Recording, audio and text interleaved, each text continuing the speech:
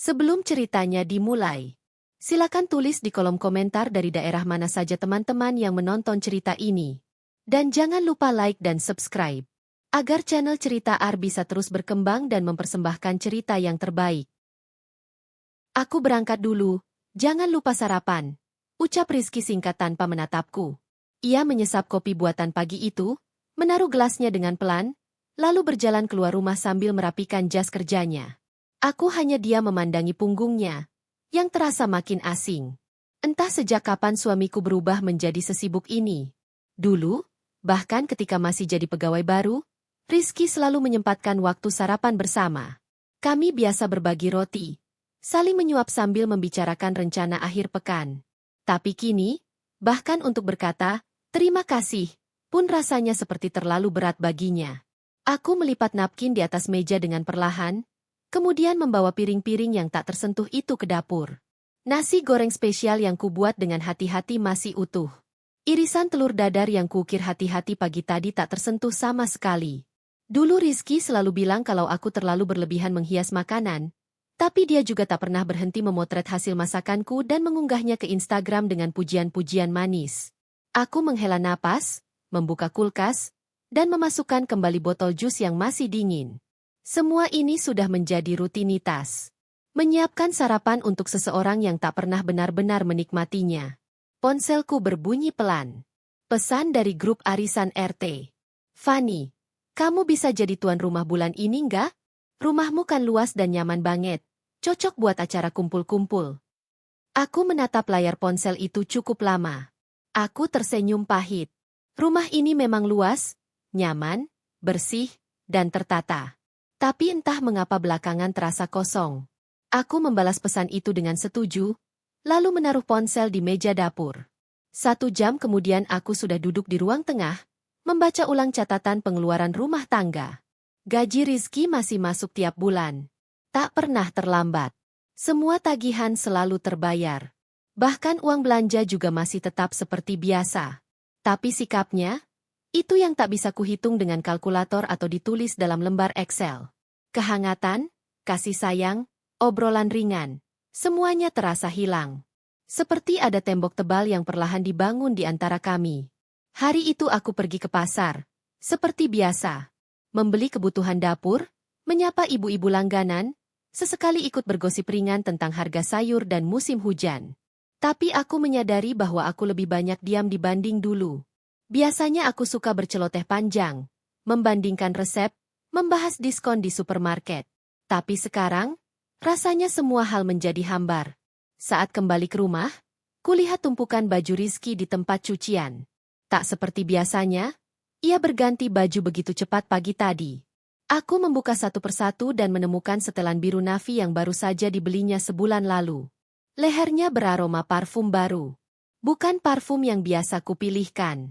Aku memegang kerah baju itu, mendekatkannya ke hidungku, dan mendapati aroma maskulin yang asing. Lebih tajam, lebih kuat, dan jelas bukan pilihanku. Aku berdiri lama di depan mesin cuci. Ada perasaan yang sulit dijelaskan.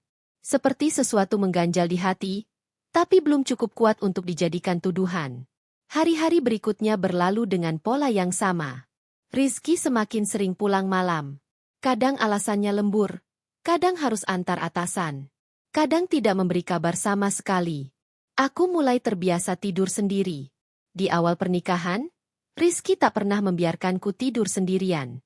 Bahkan saat dia lembur, dia akan menelepon sekadar berkata, "Tunggu aku," atau "Aku segera pulang." Tapi sekarang, ponselku sepi. Chatku tak dibalas. Teleponku sering dijawab dengan suara lelah dan pendek. "Aku sibuk. Nanti aku telepon balik." Suatu malam aku terbangun jam 2 dini hari. Kamar masih kosong. Rizky belum pulang. Aku mencoba meneleponnya, tapi hanya terdengar nada tunggu. Aku tak bisa tidur lagi. Aku duduk di meja makan, menyalakan satu lampu kecil, dan menatap ponsel sambil menunggu. Pukul 3 pagi, akhirnya kudengar suara pintu terbuka. Aku bangkit, berjalan ke arah pintu depan, dan menemukan Rizky sedang membuka sepatunya dengan gerakan lambat. "Kamu belum tidur?" tanyanya pelan. "Udah tidur, bangun lagi," jawabku singkat. Dia hanya mengangguk, lalu berjalan ke kamar mandi tanpa menjelaskan apapun. Aku duduk kembali di kursi makan, memandangi gelas teh yang belum habis. Ia keluar kamar mandi 10 menit kemudian, mengganti baju, lalu masuk kamar. Aku menyusulnya. Rizky, panggilku pelan saat kami sudah di tempat tidur. HM. Kamu kenapa akhir-akhir ini? Dia diam sejenak. Apa maksudmu? Kamu berubah. Aku nggak berubah. Aku cuma sibuk. Sibuk banget sampai nggak sempat jawab chat istri sendiri. Dia menoleh padaku dengan tatapan tajam. Kamu tuh selalu bawa perasaan. Aku capek kerja seharian, pulang malah diinterogasi. Aku pengen tenang, Van. Aku terdiam. Aku tak tahu harus menjawab apa. Rasanya ingin marah, ingin menangis, tapi aku hanya memeluk bantal dan memunggunginya. Pagi harinya, ia tetap berangkat seperti biasa. Seperti tak terjadi apa-apa semalam. Aku hanya menatapnya dari jendela, melihat mobilnya pergi. Hari itu aku beres-beres rumah, membersihkan rak buku, mengganti sprei, menyapu teras. Aku butuh sesuatu untuk mengalihkan pikiranku. Saat menyapu kamar, aku menemukan kemeja Rizky yang terjatuh di sudut lemari. Kutelusuri saku dalamnya, dan menemukan secari kertas kecil. Struk pembelian dari sebuah restoran mewah. 2 porsi. Dan waktu di struk itu adalah malam saat ia bilang lembur di kantor. Tanganku gemetar memegang struk itu. Aku mencoba tidak panik. Mungkin dia makan bersama rekan kerja. Mungkin memang rapat luar. Tapi rasa penasaran itu tak hilang. Aku mulai mencatat. Mengingat tanggal-tanggal saat ia pulang terlambat. Mencari jejak kecil apapun. Kadang tiket parkir, kadang aroma parfum, kadang hanya sisa bekas lipstik samar di gelas kopi mobilnya. Tapi aku belum berani bertanya. Aku belum punya cukup bukti. Dan aku belum siap jika semuanya benar. Malam itu, seperti biasa, aku duduk sendiri di meja makan. Makanan masih utuh. Aku kembali tidur lebih awal, mencoba menghilangkan semua pikiran buruk. Tapi dalam hati, aku tahu sesuatu sedang berubah. Van, jangan lupa ya, minggu ini ada acara ulang tahun Papa. Semua keluarga kumpul di rumah Tante Yuli, ucap Rizky malam itu sambil membuka laptop di atas tempat tidur. Jam berapa? Jam 3 sore. Jangan telat. Kamu tahu sendiri mereka tuh nggak suka orang datang molor. Aku mengangguk pelan. Dalam hati, aku merasa cemas. Sudah lama aku tak hadir dalam acara keluarga besar Rizky. Terakhir kali aku ikut, aku pulang dengan mata sembab karena terlalu banyak komentar yang menusuk, meski disampaikan dengan senyuman. Aku mempersiapkan pakaian terbaik yang kupunya. Sebuah gamis polos berwarna biru langit, dengan hijab senada. Tidak terlalu mewah, tapi sopan dan rapi. Aku menyetrikanya sendiri, melipatnya perlahan dan meletakkannya di atas tempat tidur. Hari yang ditentukan pun tiba. Pukul 2 siang kami sudah bersiap. Rizky tampak rapi dengan kemeja putih dan celana bahan abu-abu gelap. Parfumnya menyengat, dan ia menyisir rambutnya lebih rapi dari biasanya. Aku sempat meliriknya lama, dan dia hanya berkata singkat. Biasa aja, Van. Jangan terlalu banyak mikir. Perjalanan ke rumah Tante Yuli ditempuh dalam waktu sekitar 1 jam. Rumah besar bergaya klasik itu sudah tampak ramai dari luar. Banyak mobil mewah terparkir di pinggir jalan. Aku menggenggam tas kecilku erat-erat. Keringat dingin mulai muncul di telapak tangan. Begitu kami masuk ke halaman, aku bisa merasakan mata-mata menoleh ke arah kami. Beberapa sepupu Rizky sedang berkumpul di gazebo depan, tertawa sambil merokok dan menyeruput es teh. Oh, akhirnya datang juga. Sapa Tante Yuli dengan senyuman lebar yang penuh nada penilaian. Rizky, kamu makin ganteng ya sekarang. Fanny, kamu sehat? Aku mengangguk sambil tersenyum kaku. Alhamdulillah, sehat, Tante. Tante Yuli menatap dari atas ke bawah, seolah mengukurku. Lalu ia membalikan badan dan memanggil ke arah dapur. Susi, tambahin 1 piring lagi buat Rizky dan Fanny. Kami duduk di ruang keluarga. Orang-orang sudah mulai makan dan bercanda. Tawa keras bergema. Aku duduk di samping Rizky, berusaha tersenyum walau tak ada yang benar-benar mengajakku bicara. Ipar-iparku sibuk menunjukkan tas dan aksesoris barunya. Salah satu dari mereka berkata sambil tertawa, Van, kamu beli gamis itu di mana? Kok mirip yang ada di online shop Shopee itu ya? Aku tersenyum kecil. Iya, beli online, Mbak. Lagi diskon. Mereka tertawa kecil. Ya ampun, kamu tuh nggak berubah ya, Van? Tetap hemat banget. Komentar yang terdengar sepele itu menusuk. Aku tahu maksudnya bukan pujian. Di mata mereka, aku masih wanita biasa yang tak layak menyandang nama keluarga mereka. Rizky tak membelaku. Ia hanya memotong ayam goreng di piringnya, seolah tak mendengar apa-apa. Aku merasa lebih kesepian dari biasanya. Paman Rizky mulai bercerita tentang bisnis ekspor-impornya. Sepupu-sepupu yang lain bicara tentang proyek properti, saham, dan investasi. Aku hanya diam. Aku tidak punya pengalaman tentang itu semua. Aku hanya ibu rumah tangga biasa. Obrolan mereka seperti dalam bahasa yang asing bagiku. Seseorang bertanya, Van, kamu kerja nggak sekarang? Aku menggeleng. Enggak. Fokus urus rumah dan Rizky aja. Oh, jawabnya singkat. Matanya menunjukkan rasa iba, atau mungkin merendahkan. Sayang banget, kamu kuliahkan dulu ya? Iya, tapi belum rezeki kerja waktu itu. Obrolan langsung berganti ke topik lain. Seolah jawabanku tak berarti apa-apa. Aku berdiri, permisi ke kamar mandi. Di sana aku duduk di tutup kloset, menenangkan diri. Mataku panas. Tapi aku menahannya. Aku tak ingin menangis. Bukan di rumah ini. Bukan di depan orang-orang yang tak pernah benar-benar menerimaku. Ketika aku keluar dari kamar mandi, aku melihat Rizky sedang tertawa bersama sepupunya. Ia tampak begitu nyaman, begitu lepas. Seolah aku tidak ada. Seorang anak kecil menarik tanganku. Tante, kamu istrinya Om Rizky ya? Kok beda ya sama cewek yang datang waktu acara dulu? Aku terpaku. Cewek yang mana, nak? Yang rambutnya panjang, cantik, bajunya kayak putri. Nenek bilang dia pacarnya Om Rizky. Aku hanya tersenyum. Oh ya. Anak itu lari, kembali bermain. Aku kembali duduk, tapi pikiranku tak tenang. Siapa wanita itu? Kenapa bisa datang ke acara keluarga? Hari menjelang sore. Tante Yuli berdiri dan mulai membagikan hadiah kecil untuk semua anak. Acara mulai bubar perlahan. Sebelum kami pulang, Tante sempat berkata padaku, Van, kamu cantik kok. Tapi jangan terlalu sederhana ya. Nanti nggak seimbang sama Rizky.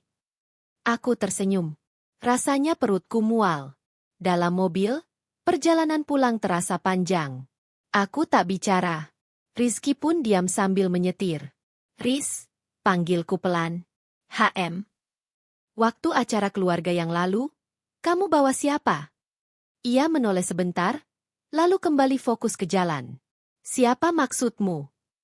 Ada anak kecil tadi cerita soal wanita cantik yang kamu bawa ke acara sebelumnya. Nenek bilang itu pacar kamu. Ia tertawa sinis. Anak kecil mana yang kamu maksud? Jangan dengerin omongan anak kecil, Van. Tapi benar atau tidak? Ngapain kamu bahas hal nggak penting gitu? Karena aku istrimu. Ia mendengus. Dan kamu juga tahu aku sibuk.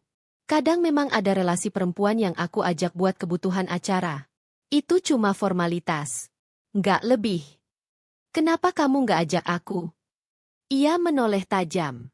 Karena kamu nggak cocok dengan suasana itu, Van.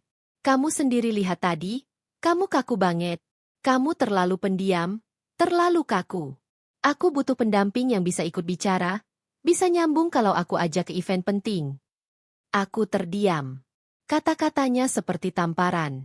Sesampainya di rumah, aku langsung masuk kamar. Melepas jilbab dan menyandarkan diri di kursi dekat jendela. Kata-katanya terngiang-ngiang di telinga. Aku butuh pendamping yang bisa nyambung. Malam itu aku duduk sendiri di ruang tengah. Menatap foto pernikahan kami yang tergantung di dinding. Di foto itu aku tersenyum lebar. Rizky memelukku erat. Aku mengenakan gaun putih sederhana. Rambutku disanggul manis, dan wajahku dihiasi make-up ringan. Aku masih ingat kata-katanya di pelaminan. Kamu cukup banget buat aku, Van.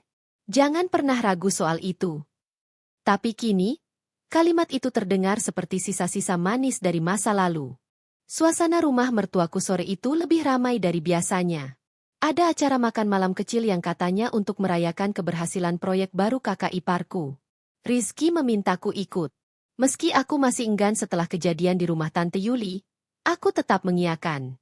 Sudah terlalu sering aku dianggap tidak mau berbaur, hanya karena tak hadir dalam acara keluarga. Rizky tampak sangat memperhatikan penampilannya sore itu. Ia mencukur rapi, memakai jam tangan barunya, bahkan sempat bertanya apakah dasinya terlalu mencolok. Aku hanya menjawab singkat, "Bagus kok," sambil melipat jilbabku sendiri. Kami berangkat menjelang maghrib. Rumah orang tuanya Rizky masih seperti dulu. Halaman luas dengan paving yang bersih, 2 mobil mewah terparkir di depan, dan suara tawa terdengar sejak di pagar. Aku sempat merasa sedikit tenang karena disambut dengan lebih ramah kali ini. Ibu mertuaku, meski tetap menjaga jarak, tidak melirik tajam seperti biasanya. Tapi entah kenapa, aku merasa suasana ini terlalu tenang. Seperti sebelum badai datang. Tak lama setelah kami masuk, terdengar suara deru mobil berhenti di depan pagar. Pintu terbuka. Lalu muncullah sosok perempuan itu. Semua orang di ruang tamu sontak menoleh. Aku juga ikut melihat. Seorang wanita cantik, tinggi semampai, berambut panjang lurus, mengenakan gaun merah marun yang membalut tubuhnya dengan pas.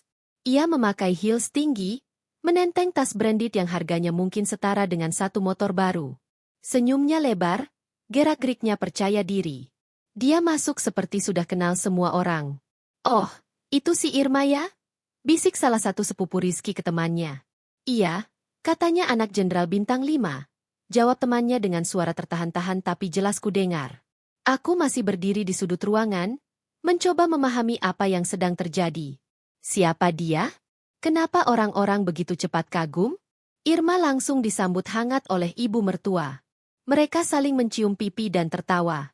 Irma duduk di sofa tengah, dan langsung menjadi pusat perhatian. Anak jenderal itu ya pasti beda ya, pinter, cantik, wibawa juga ada. Ucap Tante Mirna, ipar Rizky. Irma membuka percakapan dengan menceritakan bahwa ia baru pulang dari Bandung, karena menemani ayahnya dalam kunjungan dinas. Katanya, ia tidak betah tinggal di rumah karena rumahnya terlalu sepi. Isinya cuma ajudan dan asisten rumah tangga. Semua orang tampak terpukau. "Pantes ya kalau kamu dateng aja langsung kayak ngasih aura," kata salah satu sepupu perempuan Rizky. Aku masih berdiri di sisi meja makan, menata gelas, mencoba bersikap netral. Tapi dadaku sesak. Dan yang membuatku benar-benar tertegun, Rizky. Ia mendekat ke arah Irma dan bertanya, "Gimana jalan ke sini tadi? Macet nggak?" Irma menoleh padanya, tersenyum manis. "Aman kok, kan pakai mobil kantor bapak. Dapat pengawalan juga, sih." Tawa mereka menyatu. Saat itu, aku ingin masuk kamar dan mengunci diri. Tapi aku bertahan. Aku ingin tahu seberapa jauh semua ini akan berjalan. Ketika makan malam dimulai, Irma duduk di samping Rizky. Ya, di sebelah suamiku. Ibu mertua justru menyuruhku duduk di ujung meja, dekat dengan anak-anak kecil.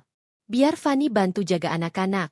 "Ya, kamu kan paling sabar," kata ibu mertua sambil tersenyum. Aku duduk tanpa banyak bicara. Di depanku, Irma tertawa sambil menceritakan bagaimana ia pernah menemani ayahnya saat kunjungan ke luar negeri, menghadiri jamuan kenegaraan, dan semacamnya. "Oh, jadi kamu sering ikut ke luar negeri juga ya?" tanya Paman Rizky. "Iya, dari kecil udah biasa.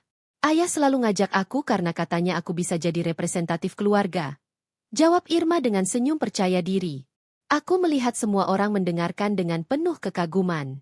Ada rasa sakit yang menggelayut di dadaku. Rasa yang belum bisa kuteriakkan. Tapi instingku berkata, semua ini terlalu mengkilap untuk menjadi nyata. Usai makan, Irma berpamitan. Ia berjalan ke arahku dan menyapaku dengan senyum manis. "Kamu Fani, ya? Istrinya Mas Rizky?"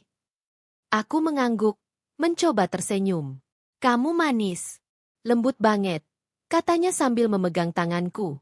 "Kamu kayak tipe perempuan yang gak suka keributan, ya?" Aku diam. Tak tahu harus menjawab apa. "Ikut aku yuk keluar. Aku mau ngambil sesuatu di mobil," ucapnya.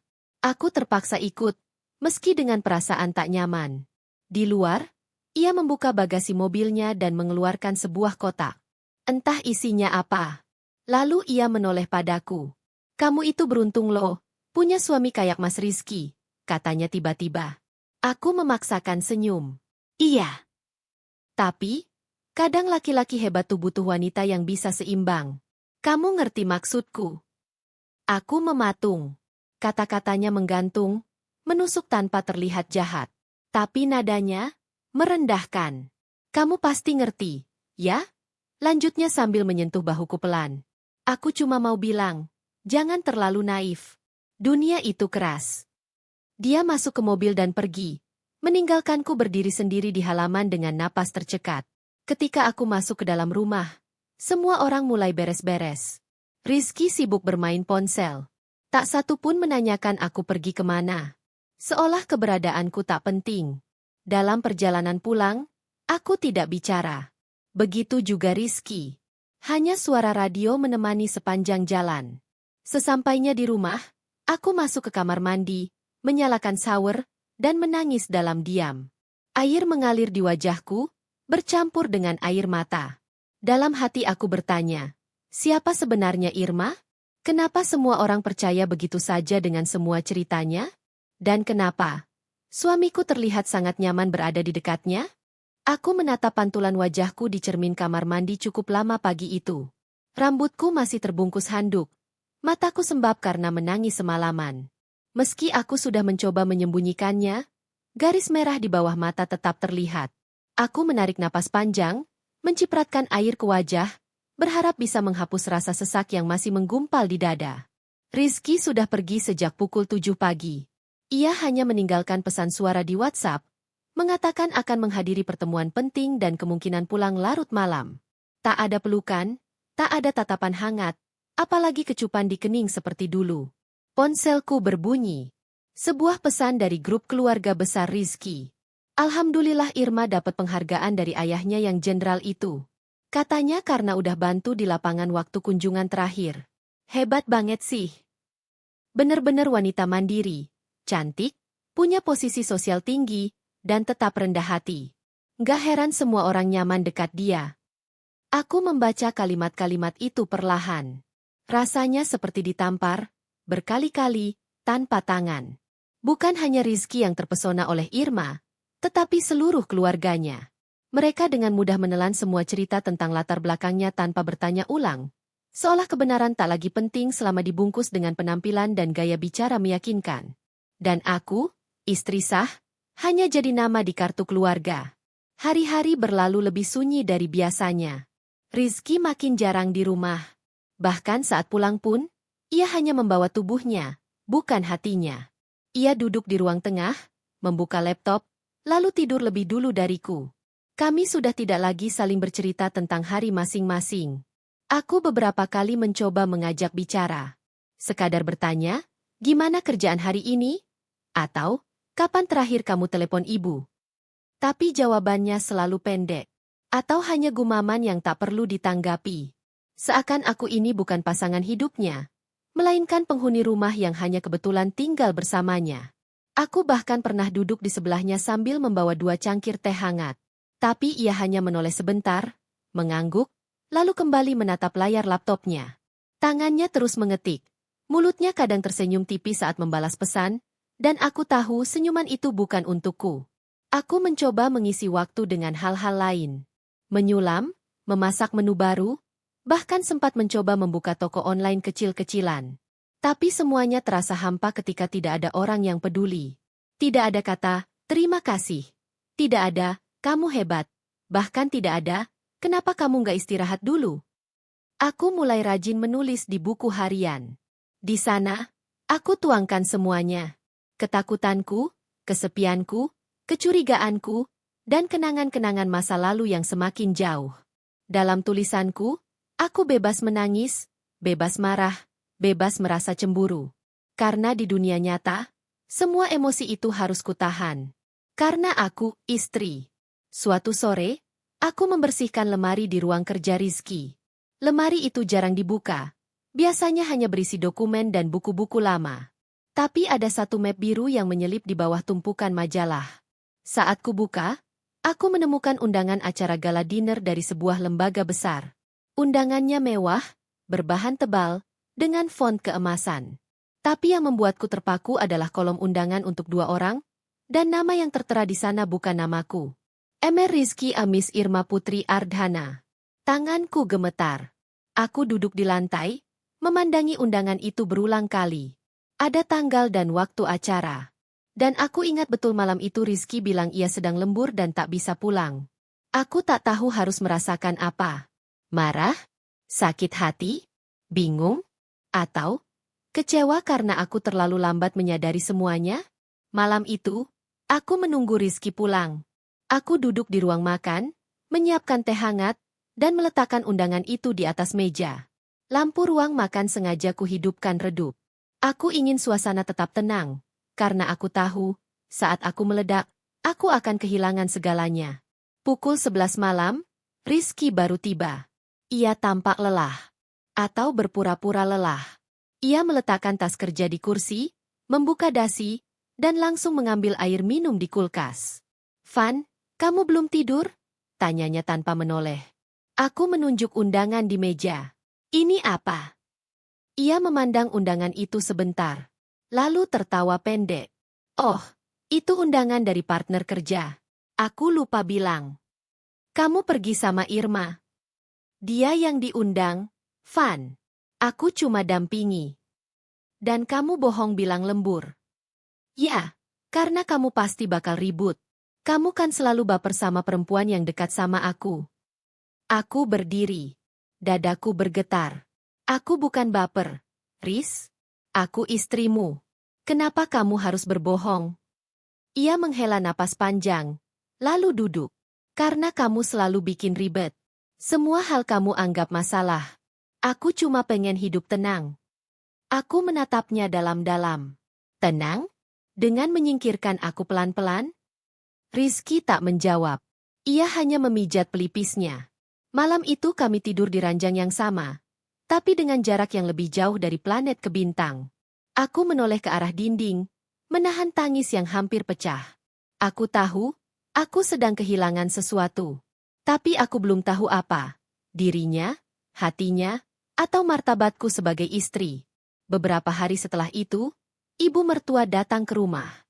Ia datang sendiri, tanpa kabar, dan langsung duduk di ruang tamu. "Aku mau bicara serius, Van," katanya. Aku duduk di depannya, mencoba tersenyum. "Kamu tahu, Rizky itu sekarang lagi menanjak karirnya. Dan dia butuh pendamping yang bisa mendukung secara sosial." "Maksud ibu?" "Ya kamu tahu sendiri, kamu kan, ya, sederhana. Nggak salah sih. Tapi orang lain pasti nilai. Nanti kalau ada tamu, mitra, atau keluarga dari kalangan atas, kamu bisa membuatnya malu tanpa kamu sadari." Aku terdiam. Irma itu pintar. Punya latar belakang bagus. Dia sering bantu Rizky. Kamu jangan terlalu sensitif. Dia bantu di pekerjaan? Iya. Beberapa presentasi penting, koordinasi dengan tim. Kamu kan nggak ngerti begituan. Dan dia juga jadi pendamping di acara resmi. Ibu mertua mengangkat bahu. Namanya juga hubungan profesional. Jangan terlalu mikir negatif. Aku ingin tertawa. Tapi rasanya terlalu pahit. Hari demi hari, aku menyadari kehadiranku makin tak dianggap. Suamiku punya pendamping kerja. Keluarganya mulai membandingkan terang-terangan. Dan yang paling menyakitkan, tidak ada satupun dari mereka yang mengingat bahwa aku adalah istri sah. Yang menyambut Rizky pulang saat ia masih tak punya apa-apa. Yang membersamai dari nol. Yang menahan semua luka dan diam demi menjaga nama baik keluarga. Tapi kini, aku cuma bayangan di rumah ini. Tak diundang, tak dirindukan, dan tak dihargai. Suara ketikan di meja kerja rumah mengisi pagi yang sepi. Fanny duduk diam di ruang tamu dengan mata tertuju pada layar laptop, namun pikirannya jauh mengembara ke tempat lain. Tadi malam adalah malam terburuk dalam hidupnya. Lagi. Setelah pertemuan di rumah mertuanya yang penuh sindiran, kini Irma justru muncul lagi di kantor suaminya. Padahal sebelumnya Irma sempat tak terlihat selama 2 minggu. Fanny sempat berharap semuanya telah mereda.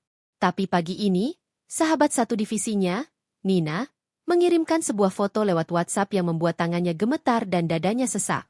Irma berdiri di pelataran kantor suaminya, mengenakan setelan blazer merah marun dan kacamata hitam besar, bergaya bak istri pejabat. Di sebelahnya, ada mobil mewah berwarna hitam metalik dengan plat khusus yang biasa dipakai kalangan militer. Irma berpose seolah tengah menginspeksi. Fanny menutup laptopnya perlahan. Nafasnya tak beraturan. Tiba-tiba pintu rumah diketuk. Saat dibuka, Winda, adik iparnya, masuk sambil tersenyum sumringah. Seperti tak tahu ada badai besar yang siap datang. "Kak, tadi aku ketemu Mbak Irma loh.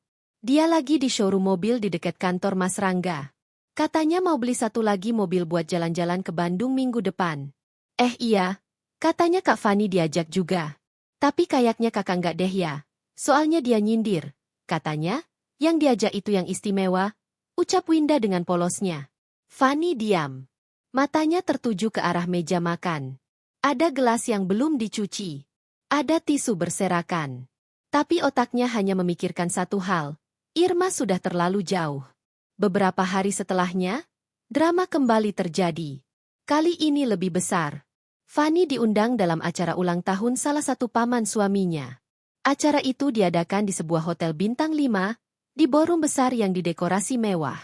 Keluarga besar dari pihak suaminya semua hadir. Fanny hadir dengan batik biru laut, rambut disanggul sederhana, dan riasan ringan. Ia tahu, ini akan jadi malam panjang. Tapi dia tak menyangka akan seperti ini. Tak sampai 5 menit setelah masuk ballroom, Irma masuk.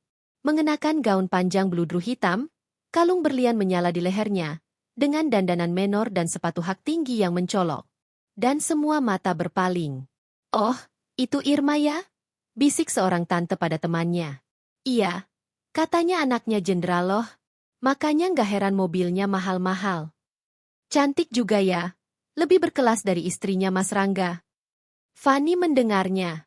Matanya menatap ke arah Irma yang dengan angkuh melangkah ke arah keluarga besar. Dan di sanalah kejadian yang membuat darahnya mendidih. Irma mendekati ibu mertuanya. "Mama maaf ya telat. Tadi sempat mampir ke rumah papa dulu. Maklum, jenderal itu kan sibuk banget. Tapi untung sopirku cepet bawa aku ke sini." "Wah, kamu ini ya, bawa suasana banget. Lihat deh, semua orang ngeliatin kamu. Kamu pantas banget jadi bagian keluarga ini.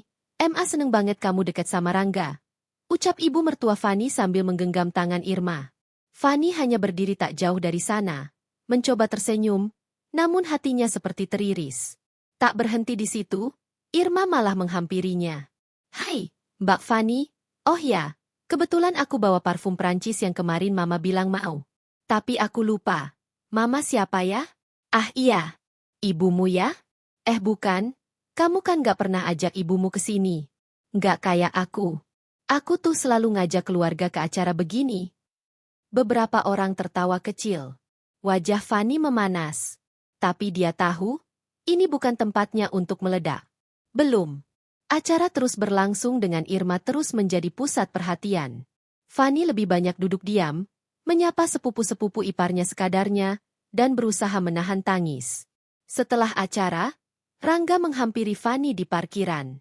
"Kamu jangan ngambek kayak anak kecil. Irma kan cuma mau dekat dengan keluarga.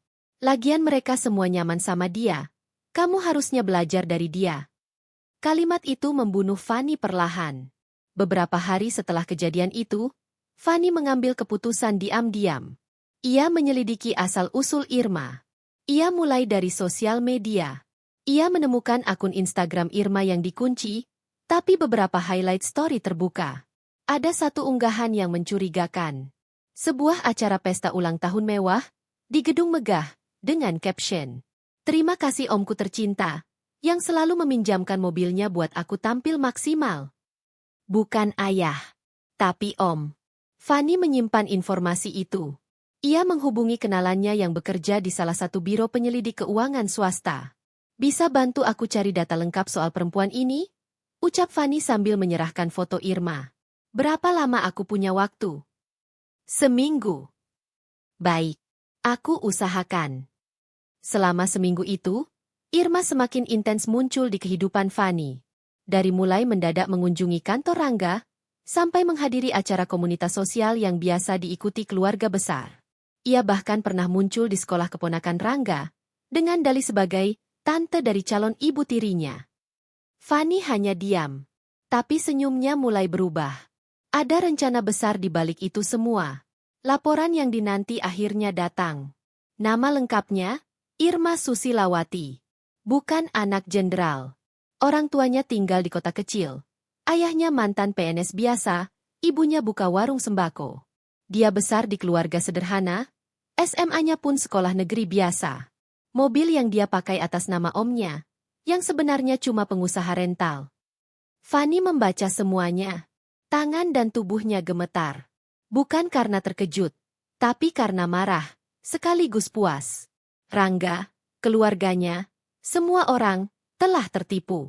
Namun Fani tidak akan asal membuka semuanya. Ia ingin waktu dan panggung yang tepat. Dan saat itu, hanya tinggal menunggu. Pagi itu, rumah besar keluarga Wirawan terasa lebih hidup dari biasanya. Tamu-tamu mulai berdatangan, sebagian besar anggota keluarga besar Dimas dari luar kota yang memang datang untuk acara kecil yang diadakan oleh Bu Lestari. Acara itu disebut sebagai arisan keluarga, tapi sebenarnya lebih ke ajang memperkenalkan sosok Irma ke keluarga besar Dimas. Fani tak diberitahu apa-apa tentang acara ini. Dia hanya tahu ketika pembantu rumah tangga memberitahunya pagi-pagi sekali bahwa ada rencana kumpul keluarga besar siang nanti.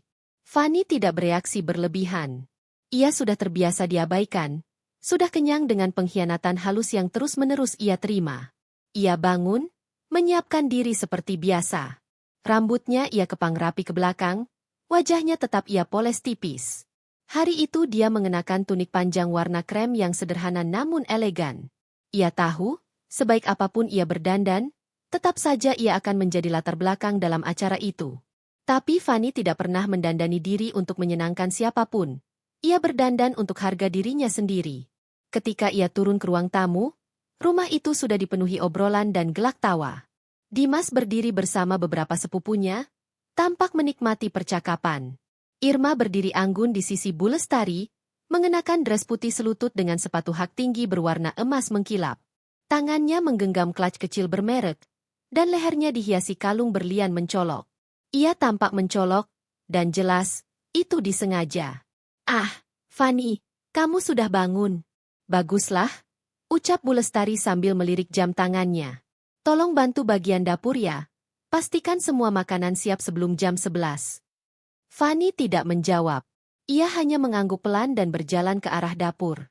Tapi langkahnya terhenti ketika mendengar suara lantang Irma memperkenalkan diri. "Nama aku Irma, Om, Tante. Aku anak dari Letjen Purnawirawan Haji Sugiharto, dulunya Jenderal Bintang 5 yang pernah menjabat di Kodam. Mungkin Om dan Tante pernah dengar namanya?"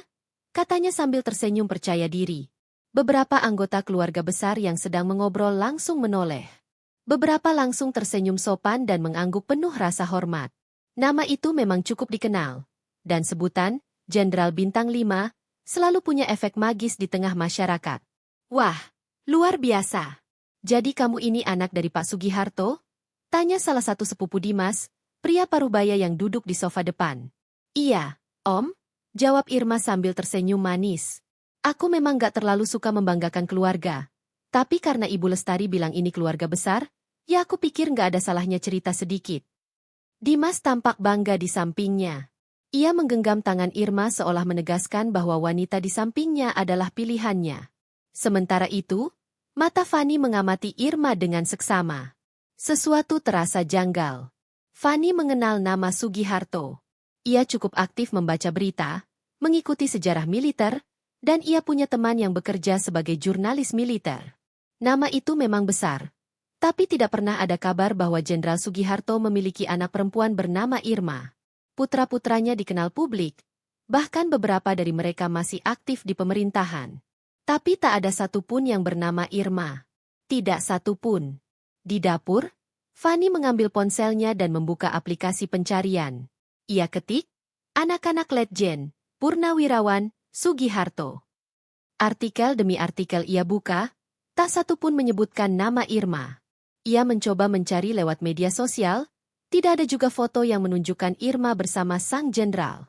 Semuanya tampak aneh, dan seperti potongan puzzle yang sengaja disusun untuk membentuk kebohongan. Tak berhenti sampai situ, ia menghubungi Lilis, teman lamanya yang pernah bertugas sebagai reporter untuk berita politik dan militer. Lilis sudah seperti saudari sendiri bagi Fanny. Mereka jarang berkomunikasi karena Fanny sibuk mengurus rumah tangga. Tapi persahabatan mereka tetap erat. Lis, kamu tahu Jenderal Sugiharto, kan? Pernah wawancara atau liput dia? Tanya Fanny langsung begitu Lilis mengangkat panggilan. Ya ampun, tentu tahu. Orang besar, punya anak cowok semua. Aku bahkan pernah liput acara ulang tahun emas pernikahannya. Kenapa nanya? Kamu pernah dengar nama anaknya Irma? Enggak pernah. Setahuku dia punya 3 anak laki-laki. Semua tentara. Yang bungsu malah sudah jadi komisaris di BUMN sekarang. Fanny diam beberapa saat. Oke. Makasih, Lis. Nanti aku kabari lagi, ya? Panggilan ditutup. Hatinya semakin yakin bahwa Irma telah berbohong. Tapi ia masih menahan diri. Belum saatnya dibuka sekarang. Ia butuh lebih banyak bukti, dan ia ingin sekali membuat Irma membuka semua sendiri. Fanny tak ingin terlihat sebagai istri cemburuan yang menyerang perempuan lain tanpa alasan. Ia ingin membuktikan bahwa semua topeng Irma hanyalah permainan ilusi. Sore harinya, saat tamu mulai berkurang dan suasana rumah mulai sepi, Fanny duduk di sudut taman belakang sambil membawa nampan teh. Ia menatap ke arah pohon mangga yang daunnya mulai gugur, pertanda musim panas yang melelahkan. Tak lama kemudian, Irma menghampirinya. Sendirian. Kamu masih betah tinggal di rumah ini, Van? Tanya Irma dengan senyum menyeringai. Fanny tak menoleh. Kenapa tidak? Rumah ini milik mertua. Aku masih istri sah anaknya. Irma tertawa kecil, sinis. Sebentar lagi juga bukan. Dimas sudah bilang mau ajukan cerai, kan? Lagi pula, kamu pasti tahu, kamu cuma beban di keluarga ini. Kamu nggak cantik, nggak kaya, dan nggak penting. Fanny menoleh perlahan. Tatapannya tenang, tapi tajam. Kamu juga tahu aku nggak penting. Tapi kenapa kamu datang ke tempatku hanya untuk membuktikan kamu lebih baik dariku? Apa kamu takut? Mata Irma sedikit membelalak. Tapi cepat-cepat ia tersenyum lagi. Aku hanya datang sebagai tamu kehormatan, bukan untuk berdebat. Sudahlah, Van. Daripada kamu menyusahkan diri dengan mencari-cari celahku, lebih baik kamu cari hidup baru. Anggap saja aku hadiah Tuhan buat Dimas. Fanny bangkit perlahan, membawa nampan teh ke dalam rumah. Di dalam hatinya, Fanny sudah menyusun rencana. Ia akan mengumpulkan fakta-fakta tentang Irma. Ia tidak akan melakukan frontal sekarang. Tapi ia akan siapkan momen ketika semua mata menyaksikan topeng Irma lepas dengan sendirinya. Ia akan buat Irma jatuh dari ketinggian yang ia buat sendiri. Langkahnya mantap, dan pikirannya dingin. Kali ini, ia tidak akan diam saja. Ruangan itu hening, hanya terdengar detak jarum jam di dinding ruang tamu keluarga besar suami Fanny. Semua mata tertuju pada Irma yang tengah duduk di kursi tamu paling ujung, mengenakan gaun mewah berwarna merah marun dan perhiasan mencolok yang memantulkan cahaya lampu gantung kristal. Fanny duduk di seberang, memandangi wanita itu tanpa berkata apa-apa. Di sisi kanan Fanny, duduk ibu mertua yang sejak tadi tampak tersenyum simpul setiap kali Irma berbicara. Sementara suaminya, Reza, hanya menunduk. Ayah mertuanya pun terlihat tidak banyak bicara, hanya sesekali mengangguk, seperti setuju dengan setiap perkataan Irma. Ayah saya sebetulnya tidak suka saya terlalu menunjukkan status keluarga kami. Suara Irma terdengar jelas dan percaya diri. Tapi karena ini pertemuan keluarga besar, rasanya tidak sopan jika saya menyembunyikan siapa saya sebenarnya. Irma menoleh ke Fanny sambil tersenyum tipis, lalu menatap seluruh ruangan. Saya anak tunggal dari Letjen, Purnawirawan, Agus Santosa. Tapi karena pangkat terakhir beliau adalah Jenderal Bintang 5 Kehormatan, banyak media menyebut beliau sebagai tokoh militer paling berpengaruh di negeri ini. Beberapa anggota keluarga suami Fanny bertepuk tangan kecil. Ada yang terlihat melongo dan kagum. Waktu itu saya dapat beasiswa langsung dari Kementerian Pertahanan ke London School of Economics. Tapi karena saya rindu Indonesia, saya memutuskan kembali dan memulai bisnis properti. Lanjut Irma sambil memainkan gelang emasnya. Fanny tidak berkata apa-apa. Tapi hatinya terasa seperti diremas. Ia tahu semua itu tidak benar. Ia tahu persis siapa Irma, dari mana asalnya, dan siapa keluarganya. Semua kebohongan Irma seperti pertunjukan sirkus yang dinikmati penonton yang terlalu mudah percaya. Wah, pantas kamu selalu naik Alphard itu, insinyur, sahut adik ipar Fani yang dari tadi memperhatikan gelang dan cincin Irma. Iya, itu mobil operasional kantor. Tapi kadang-kadang saya pakai juga buat ke salon atau acara keluarga begini, jawab Irma angkuh, masih dengan senyum kemenangan. Fani menarik napas dalam-dalam. Ia ingin bicara, tapi belum saatnya. Ia ingin membongkar semuanya saat semua benar-benar tidak bisa mengelak. Karena saat ini, semua mata keluarga besar tertuju padanya seolah dia wanita biasa yang kalah kelas. Tapi, kata Fani tiba-tiba pada ibu mertuanya. Kok mama nggak pernah tanya siapa orang tua Irma secara langsung? Ya. Ibu mertuanya menoleh dengan ekspresi kaget. Ya buat apa, Fan? Irma kan sudah jelas sopan, berpendidikan, dan keluarganya juga jelas. Masa kamu masih curiga? Fani tersenyum tipis.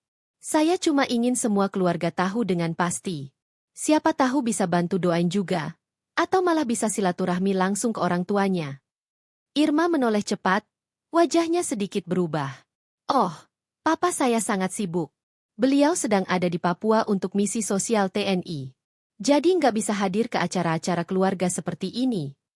Sayang sekali. Padahal saya sering dapat info kegiatan Jenderal Agus lewat media sosial. Terakhir beliau tinggal di Bandung, ya? Di rumah sederhana dekat taman kota? Ucap Fani pelan. Semua mata beralih padanya. Irma membelalakan mata.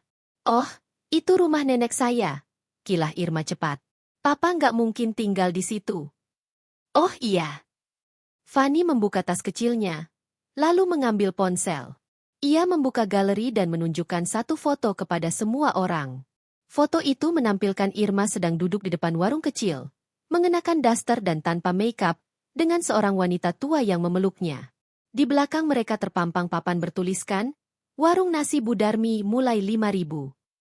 Ini foto lama, ujar Irma cepat. Itu waktu saya sedang riset sosial. Saya sedang menyamar waktu itu untuk program CSR kantor. Fani tak menanggapi langsung.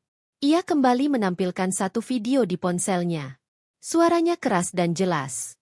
Irma itu anak saya. Bapaknya tukang parkir di pasar lama. Sekarang kerja di bengkel. Saya nggak tahu dia sekarang tinggal di mana. Dulu sering minjam uang, katanya buat beli skincare. Tapi begitu sudah kerja di kota, enggak pernah nengok lagi. Semua terdiam. Reza menoleh ke arah Irma, wajahnya perlahan memucat. Ibu mertua membuka mulut, tapi tak ada kata keluar. Irma berdiri cepat. Fani, kamu sudah menyewa orang untuk menjatuhkan aku. Fani berdiri dengan tenang. Aku nggak perlu menyewa siapapun. Semua data ini ada di internet. Kamu pikir aku diam bukan karena aku nggak tahu? Aku cuma menunggu waktu kamu memalukan diri sendiri. Irma terlihat ingin bicara, tapi tak ada satupun yang membela. Bahkan adik ipar yang sebelumnya kagum pun kini menunduk malu. Pak, Fani menatap mertua. Saya diam selama ini karena saya ingin menjaga nama baik keluarga. Tapi kalau sekarang keluarga lebih percaya pada wanita yang mengaku anak jenderal tanpa bukti, silakan. Tapi mulai hari ini, saya akan bicara jujur. Reza berdiri, menatap Fani. Kenapa kamu nggak cerita dari awal? Karena kamu yang bawa dia ke keluarga ini. Karena kamu yang pertama kali percaya pada semua kebohongannya. Jawab Fani tanpa menunduk. Ruangan itu kembali hening. Irma hanya berdiri membeku. Semua sorot mata kini berbalik padanya. Bukan lagi kagum, melainkan curiga dan jijik. Fani berdiri di depan jendela kamarnya, menatap gelapnya malam yang hanya diterangi lampu jalanan.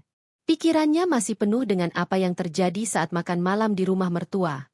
Ia bisa merasakan tatapan-tatapan penuh kagum dari keluarga besar suaminya kepada Irma, perempuan yang datang membawa sejuta kebohongan, membungkus diri dengan gelar dan kemewahan palsu. Tangannya mengepal. Ia tak lagi bisa tinggal diam.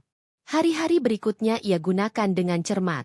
Saat Irma semakin leluasa mondar-mandir di lingkungan keluarga suaminya, bahkan mulai berani mengatur urusan rumah tangga, Fani memulai pergerakannya.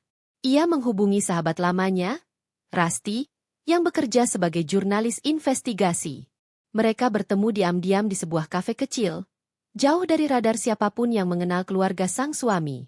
Aku butuh bantuannya, Riz, ucap Fanny pelan, sambil menyerahkan sebuah amplop berisi beberapa foto dan potongan informasi yang sudah ia kumpulkan diam-diam tentang Irma. Rasti membolak-balik lembaran itu.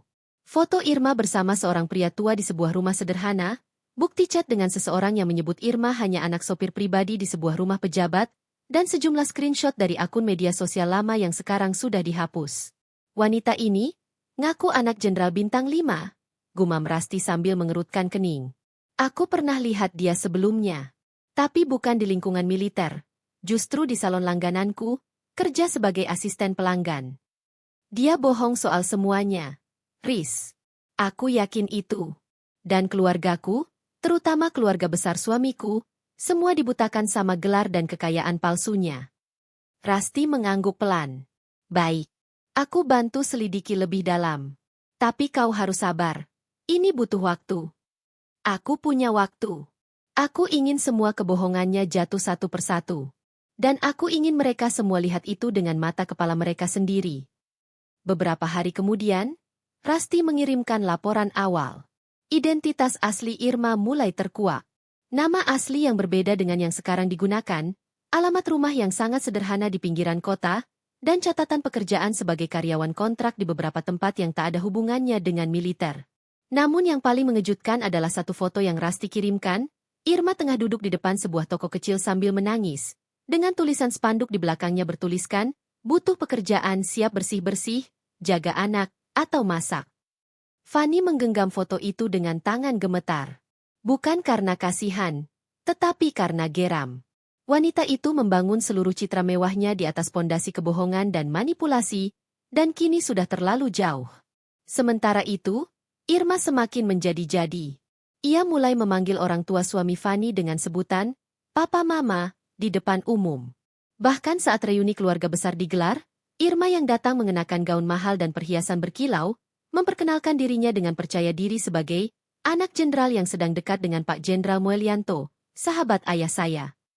Maaf, siapa? Tanya salah satu anggota keluarga yang memang punya latar belakang di kepolisian. Oh, Pak Jenderal Muelyanto, ayah saya dan beliau sering main golf bareng, jawab Irma sambil tersenyum manis. Beberapa orang terlihat saling pandang, tak percaya. Nama itu terlalu asing, dan cara Irma menyebutkannya seperti asal bunyi. Fanny mencatat semuanya.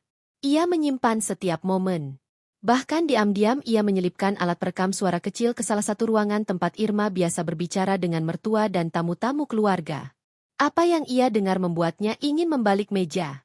Bapak kamu itu terlalu sabar sama Fanny. Dia itu perempuan desa. Mana cocok jadi istri dari anak orang terpandang kayak kamu, Mas? Iya, aku juga capek sebenarnya. Tapi dia kayak batu. Nggak ngerti kode. Aku udah kasih sinyal sejak lama. Suara suaminya terdengar lirih. Kalau dia masih ngotot juga, aku bakal ajak kamu nikah siri aja dulu, Mas. Nanti baru kita siapkan langkah cerainya. Detik itu juga, Fanny menahan tangis. Ia tahu pernikahannya sudah di ujung tanduk. Tapi mendengar dengan telinga sendiri rencana busuk mereka membuat hatinya pecah berkeping.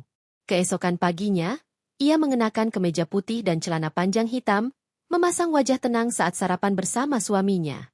Aku mau keluar sebentar, katanya. Kemana? Tanya sang suami acuh. Ada urusan pribadi. Fanny pergi ke sebuah kantor notaris, membawa serta dokumen kepemilikan saham yang selama ini tak pernah disentuhnya. Ia adalah pemegang saham minor di perusahaan milik keluarga suaminya. Tak banyak, hanya sekitar 20%. Tapi cukup untuk membuat suara dan pengaruhnya diakui dalam keputusan besar. Ia meminta notaris menyusun surat pemindahan hak suara, agar bisa dipakai untuk intervensi keputusan manajemen bila diperlukan. Hari berikutnya, ia menemui Rasti lagi. Bersama mereka menyusun rencana agar kebohongan Irma bisa dibongkar bukan hanya ke keluarga suaminya, tapi juga secara publik. Caranya? Lewat acara keluarga berikutnya yang akan diadakan di restoran mewah milik kerabat mertua. Dia pasti datang dan akan tampil maksimal, kata Fanny yakin. Dan kita akan tampil lebih dulu. Rasti menyiapkan satu laporan lengkap, termasuk bukti palsunya nama, pekerjaan, status sosial, dan akun palsu media sosial Irma. Bahkan ia menemukan bahwa tas mewah yang selama ini dibanggakan Irma adalah hasil pinjaman dari sebuah penyewaan barang branded harian. Di akhir minggu, Fanny berdiri di depan cermin dengan gaun hitam elegan dan anting berlian pemberian ibunya. Kali ini bukan untuk bersaing dengan Irma, tapi untuk berdiri sebagai dirinya sendiri.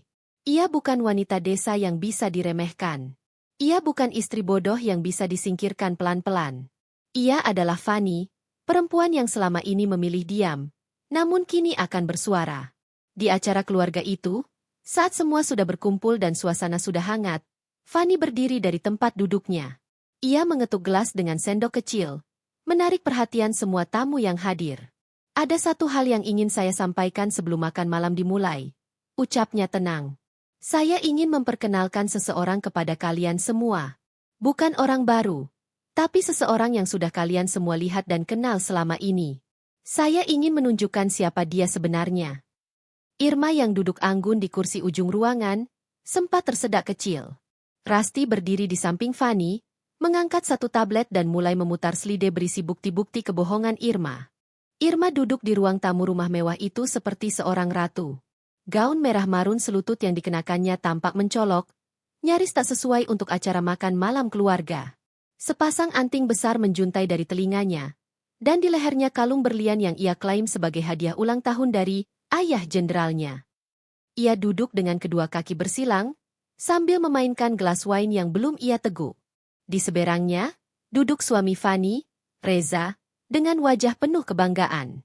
Pandangannya sesekali berpindah dari Irma ke ibunya, seolah ingin memastikan semua orang memandang Irma dengan kekaguman yang sama seperti yang ia rasakan. Fanny berdiri di sudut ruangan. Ia tak lagi dipedulikan oleh siapapun di sana. Bahkan saat ia menghidangkan hidangan pembuka, sup krim jagung buatan tangannya sendiri, tak seorang pun berterima kasih. Ibu mertua hanya menatapnya sekilas dan langsung menoleh ke Irma yang kembali melanjutkan kisah karangan tentang kehidupan mewah dan asrama para anak jenderal.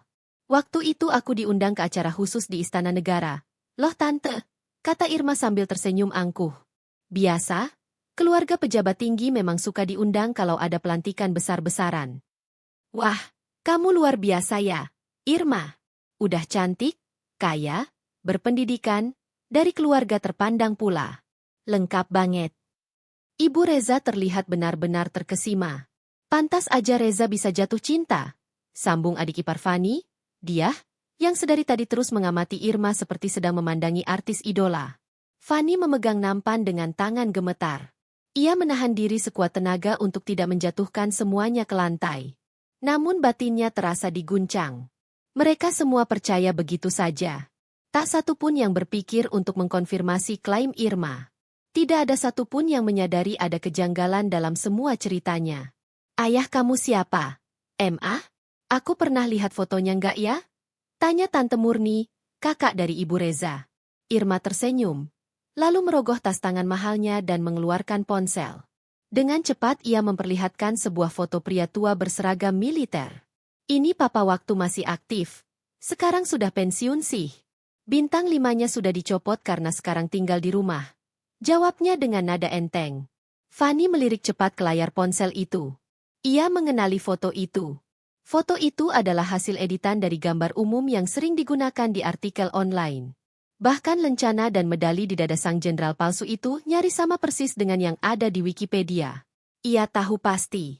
Namun tak seorang pun di ruangan itu menyadarinya. Reza terkekeh bangga. Lihat, Fan. Kamu nggak pernah bisa ngasih kejutan keluarga segini. Fanny mematung. Urat di pelipisnya menegang. Tapi ia tetap menunduk, menarik napas dalam-dalam, dan masuk kembali ke dapur. Tak lama kemudian, makan malam dimulai. Fanny menyiapkan semuanya sendirian. Mulai dari ayam panggang bumbu madu, salad kentang, hingga puding mangga untuk penutup. Semua dihidangkan dengan rapi. Tapi tetap, tak ada satupun yang menyebut nama Fanny. Semua hanya mengomentari betapa Irma hebat, karena tahu cara menyantap salad dengan benar, dan betapa ia terlihat anggun saat menyeka mulutnya dengan serbet linen. Fanny menatap jam dinding. Sudah hampir pukul 9 malam. 1 jam lagi tamu-tamu akan pulang.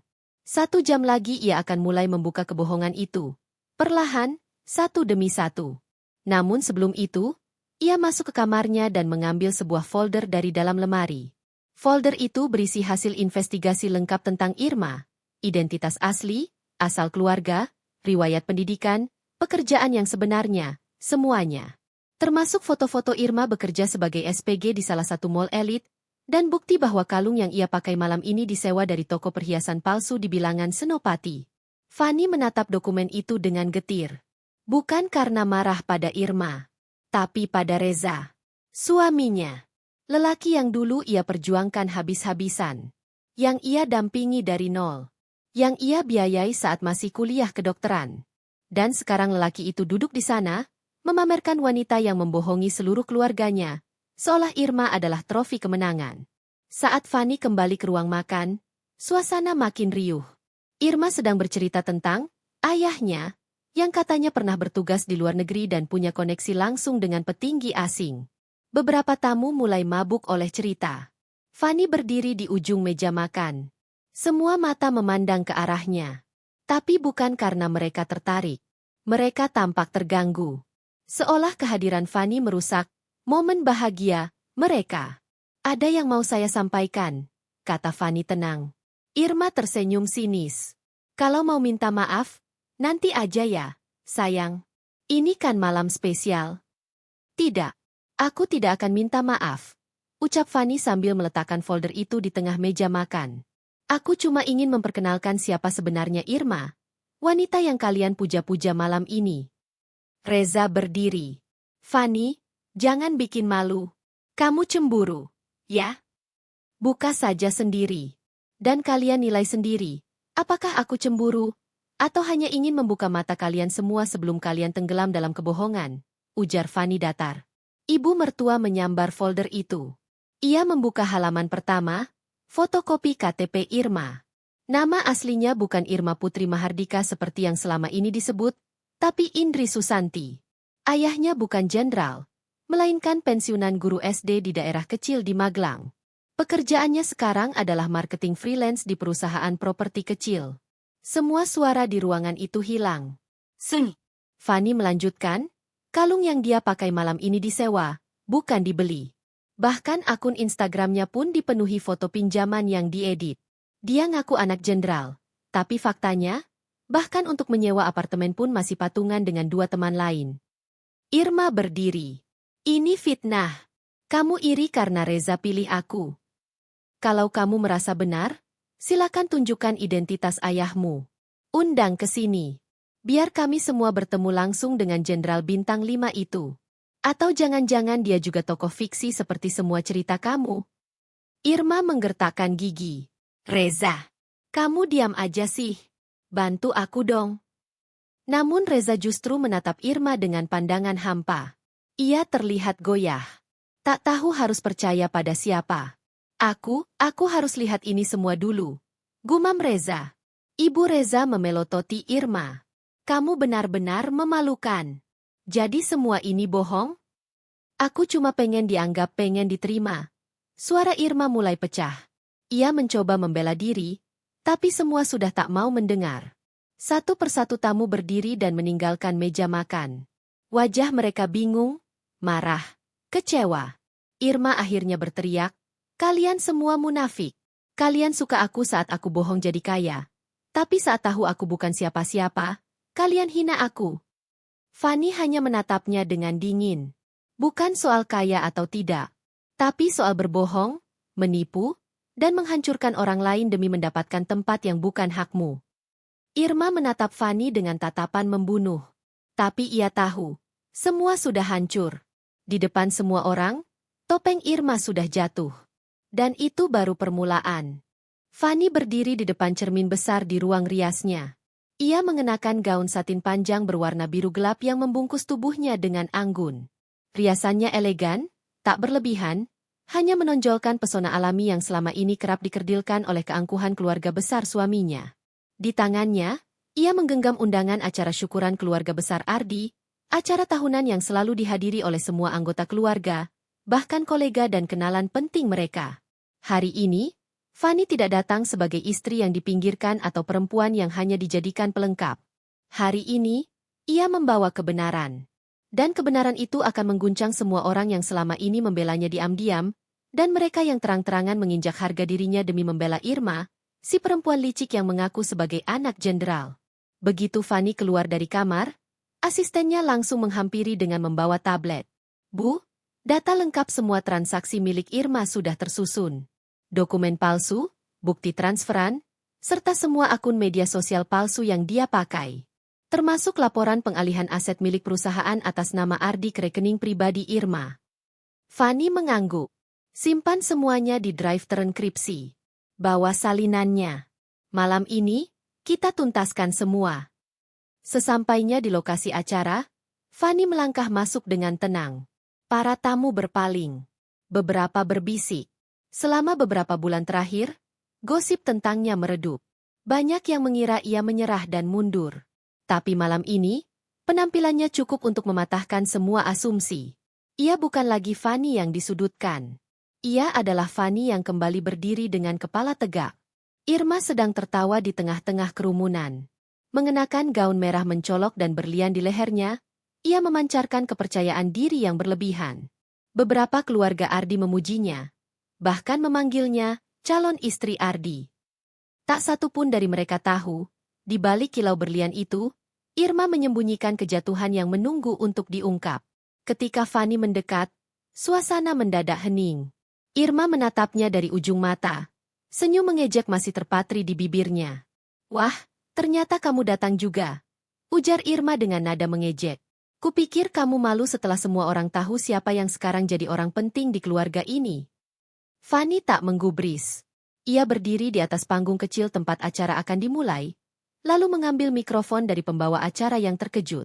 Sebelum acara ini berlanjut, ujar Fanny, suaranya jernih dan tegas, aku ingin menyampaikan sesuatu yang sangat penting untuk keluarga besar ini. Demi nama baik keluarga, dan demi menyelamatkan kalian dari kebohongan yang sudah terlalu lama berlangsung. Ruangan terdiam. Ardi melangkah maju dengan wajah tegang. Fanny, ini bukan tempatnya. Turun sekarang. Tidak, sahut Fanny dingin. Kau yang seharusnya malu berdiri di sini. Aku diam selama ini bukan karena aku lemah, tapi karena aku ingin kalian menunjukkan siapa sebenarnya diri kalian. Dan hari ini, aku akan membuka semuanya. Fanny menunjuk layar besar di panggung. Silakan putar videonya. Tayangan mulai bergulir. Foto-foto Irma di rumah mewah yang ternyata bukan miliknya. Rekaman CCTV saat ia menyelinap ke rumah itu saat pemilik aslinya sedang pergi. Dokumen-dokumen palsu yang menyebutkan bahwa ia adalah anak dari Jenderal Bintang 5 fiktif, lengkap dengan tanda tangan yang dicatut dari data publik. Lalu, percakapan-percakapan dari akun-akun palsu yang ia buat untuk memfitnah Fanny. Orang-orang mulai berbisik. Beberapa bahkan tampak terkejut dan langsung memalingkan pandangan dari Irma. Wajah Irma pucat, tubuhnya berguncang, tapi ia berusaha mempertahankan senyum sinisnya. Itu fitnah. Semua itu palsu. Dia hanya cemburu, teriak Irma. Fanny menatapnya datar. Kalau itu palsu, mari kita buka bukti rekeningmu. Rekening yang selama ini menerima uang transfer dari Ardi, uang yang seharusnya untuk anak-anak kami, bukan untuk wanita pengaku-ngaku seperti kamu. Seorang notaris yang sudah bekerja sama dengan Fanny menyerahkan dokumen perbankan. Semua yang hadir dipersilakan melihat. Irma mulai mundur. Matanya liar. Ardi berdiri diam, tak sanggup membela. Ia tahu, semua itu benar. Ia hanya tak menyangka Fanny akan bertindak sejauh ini. Ternyata uang tabungan perusahaan keluarga juga sudah kamu alihkan ke rekening pribadi Irma? Suara Fanny tajam, kali ini menatap langsung ke arah Ardi. Kamu pikir aku tidak tahu? Aku hanya menunggu waktu yang tepat. Ibunda Ardi berdiri dari tempat duduknya. Apa maksudmu? Uang keluarga? Fanny mengangguk. Selama ini, Ardi dan Irma bekerja sama untuk mengalihkan dana perusahaan. Tapi karena aku masih pemilik 40% saham, aku punya akses ke laporan keuangan internal. Dan semua penyelewengan itu sudah aku laporkan ke pihak berwajib. Kalau perlu, mereka akan datang malam ini juga. Ardi mulai panik. Fanny, kamu gila. Tidak, kamu yang tamak, jawab Fanny. Dan kamu, Irma? Kamu tak lebih dari penipu kecil yang kebetulan tahu cara memikat pria lemah dan tamak. Irma menjerit dan mencoba menyerang Fanny. Tapi pengawal pribadi Fanny sudah bersiaga. Ia dihalau dengan sopan namun tegas. Beberapa anggota keluarga besar langsung menjauh darinya. Dan satu hal lagi, ucap Fanny sambil mengeluarkan amplop terakhir dari tas tangannya. Ini gugatan cerai yang sudah aku siapkan. Mulai malam ini, aku resmi melepas diriku dari keluarga penuh kemunafikan ini. Fanny menatap semua orang satu persatu, lalu berjalan anggun turun dari panggung. Saat ia melewati Irma, ia berbisik, "Selamat menikmati kehancuran yang kamu ciptakan sendiri." Langkahnya mantap, wajahnya tenang. Ia keluar dari aula tanpa menoleh lagi. Suara-suara mulai gaduh di belakangnya. Keributan, suara teriakan, dan kegaduhan. Tapi semua itu bukan urusannya lagi. Di luar gedung, mobil mewahnya sudah menunggu. Saat pintu dibuka, asistennya menyerahkan berkas terakhir. "Bu Fanny, laporan dari media juga sudah naik. Mereka sudah mengangkat semua bukti yang ibu kirimkan." Fanny tersenyum kecil. "Bagus. Sekarang biarkan dunia tahu siapa sebenarnya Irma dan Ardi." Ia masuk ke mobil, menatap keluar jendela. Malam ini, bukan hanya kebenaran yang terungkap, tapi martabatnya yang kembali. Bukan karena ia membalas dendam dengan amarah, tapi karena ia menunjukkan bahwa tidak ada satupun kebohongan yang bisa bertahan selamanya.